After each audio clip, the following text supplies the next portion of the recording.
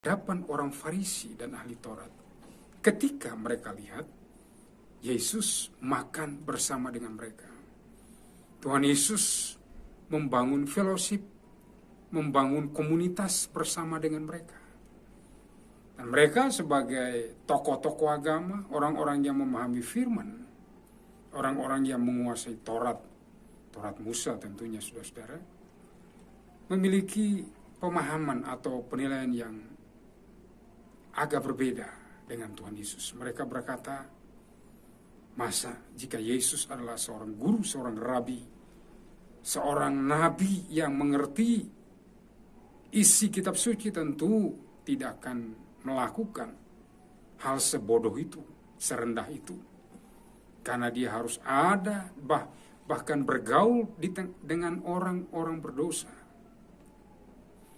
Atas keadaan inilah kemudian Yesus menghadirkan 3 jenis perumpamaan. Ketika orang Farisi memprotes kedekatan dia dengan orang berdosa, para pemungut cukai, kelompok masyarakat yang dipinggirkan, termarginalkan, dianggap tidak layak atau diberi label sampah masyarakat. Yesus menyampaikan 3 jenis perumpamaan yang punya keterkaitan satu dengan yang lain. Yang pertama domba yang hilang, yang kedua dirham yang hilang, dan yang terakhir yang kita baca tadi adalah anak yang hilang. Semuanya berisikan tentang bagaimana respon Tuhan terhadap orang-orang berdosa yang menerima tawaran anugerah dan belas kasihan Tuhan.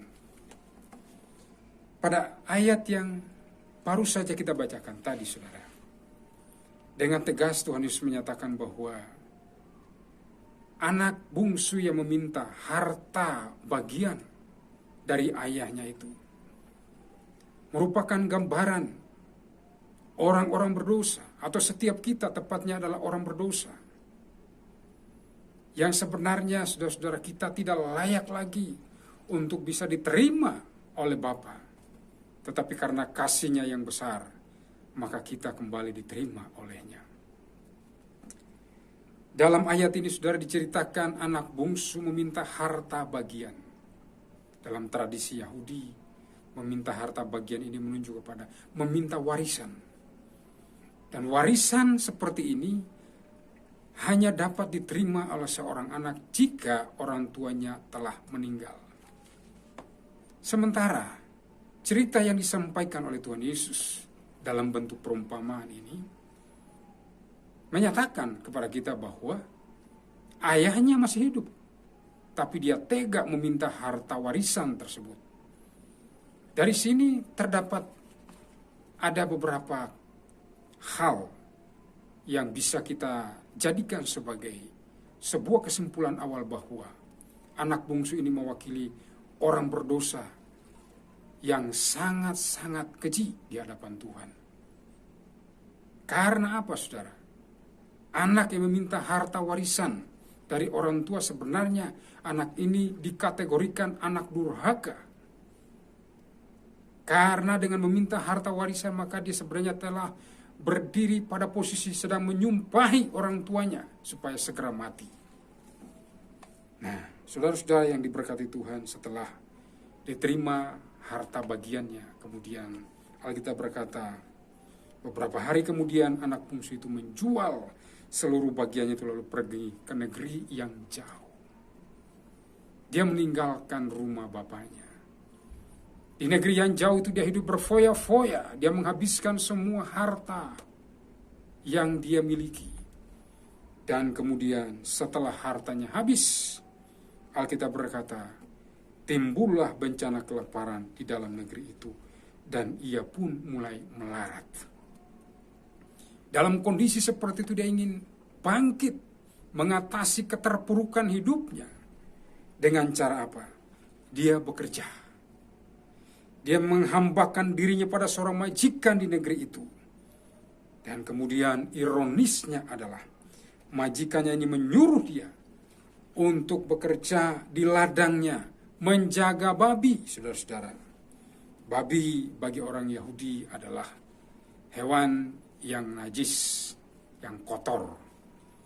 Jadi saudara-saudara, ayat ini sedang menceritakan kepada kita tentang keberadaan orang yang diceritakan oleh Tuhan Yesus adalah orang berdosa yang sangat-sangat terpuruk kehidupannya. Tetapi terjadi titik balik dalam hidup orang yang berdosa ini. Kenapa?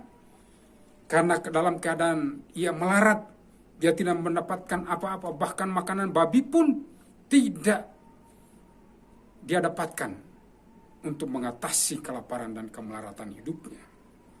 Sehingga ayat 17 berkata, lalu ia menyadari keadaannya.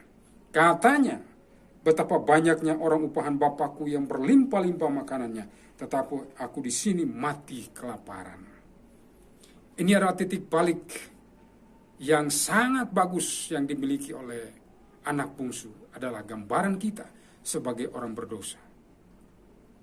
Yakni ia menyadari keadaannya. Ketika orang berdosa sadar dirinya berdosa, maka ini merupakan poin penting di hadapan Tuhan. Karena kita berkata semua manusia telah berbuat dosa dan sudah kehilangan kemuliaan Allah.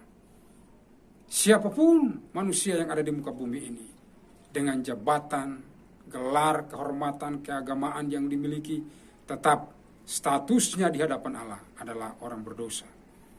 Dia nabi ke, dia rasul ke, dia guru hebat ke, dia guru agama yang terhormat, tokoh agama terhormat, siapapun di muka bumi, tetap statusnya adalah orang berdosa. Itu sebabnya Tuhan sangat respect dengan orang yang sadar akan keadaannya. Ini poin penting. Ketika anak bungsu yang terpuruk ini sadar, maka dia kemudian mengingat ternyata keadaan dirinya hari ini, saat itu, sangat berbanding terbalik dengan keadaan yang ada di rumah orang tuanya. Bahkan hamba-hambanya pun tidak semelarat dirinya. Pada ayat yang ke-17 berkata, betapa banyaknya orang upahan Bapakku yang berlimpah-limpah makanannya, tetapi aku di sini mati kelaparan. Orang upahan ini menunjuk kepada hamba-hamba yang bekerja di rumah ayahnya. Mereka tidak kelaparan, mereka berlimpah-limpah. Tapi keadaan anak bungsu ini justru berbanding terbalik. Dia melarat. Inilah keadaan orang berdosa yang jauh, yang terpisah dari Tuhan. Dan akhirnya saudara-saudara, dia berkata pada ayat yang ke-18, aku akan bangkit dan pergi kepada Bapakku dan berkata kepadanya, Bapa, aku telah berdosa terhadap sorga dan terhadap Bapa. Aku tidak layak lagi disebutkan anak Bapa, jadikanlah aku sebagai salah seorang anak upahan Bapa. Maka kita berkata, dia bertindak pada ayat yang ke-20. Maka bangkitlah ia dan pergi kepada bapaknya. Yang luar biasa adalah ketika ia masih jauh, ayahnya telah melihatnya, lalu tergeraklah hatinya oleh belas kasihan. Ayahnya itu berlari mendapatkan dia, lalu merangkul dan mencium dia. Ketika kita sadar, langkah berikutnya kita harus bertindak, menghampiri Tuhan, datang kepada Tuhan. Saudara tahu, ketika anak bungsu ini bertindak kembali kepada Bapa, maka Alkitab berkata dari jauh ayahnya telah melihatnya. Dan kemudian ayahnya tidak menunggu di rumahnya, justru ayahnya berlari.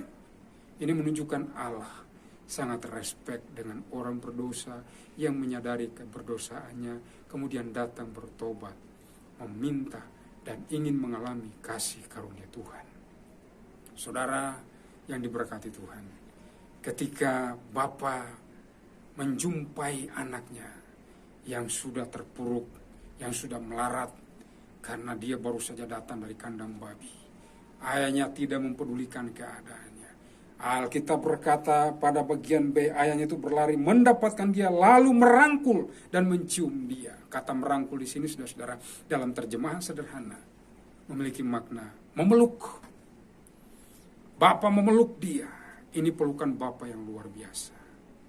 Pelukan Bapa ini menunjukkan kepada kita ada dua hal penting. Pertama, Bapa menerima kita apa adanya. Bapa tidak menunggu anaknya yang terpuruk ini harus bersih dulu, mandi dulu, wangi dulu, baru kemudian dipeluk. Justru dalam keadaan dirinya begitu kotor, Bapaknya telah mengulurkan tangan, mendekap dia, merangkul dia. Dan ini mengisyaratkan bahwa ketika kita datang kepada Tuhan, dengan kesadaran penuh dan kita ingin meninggalkan semua dosa dan pelanggaran kita, maka Bapa merangkul kita. Bapa menerima kita apa adanya. Yang kedua, ketika Bapa merangkul anaknya yang telah terpuruk ini, menunjukkan bahwa Bapa lebih memilih anaknya ketimbang hartanya. Apa yang berharga dalam hidup ini, saudara-saudara? Banyak orang menganggap harta itu lebih berharga. Tapi Bapa di sorga memandang kita bukan dari jenis barang-barang duniawi yang melekat pada diri kita. Ketika anaknya ini kembali, bapaknya tidak berkata, di mana harta yang aku berikan kepadamu, kembalikan itu dulu padaku, baru aku rangkul. Tidak, saudara. Dalam keadaan kosong. Artinya Bapak mau mengatakan kepada kita bahwa diri saudara dan saya adalah harta yang berharga di hadapan Bapa. Sebab itu, dia mengulurkan tangannya dan memeluk kita. Saudara, kiranya kebenaran firman Tuhan memberkati dan meneguhkan saudara. Alami rangkulan Bapa. Kasih Bapa sungguh hebat memulihkan kita. Amin buat firman Tuhan. Haleluya.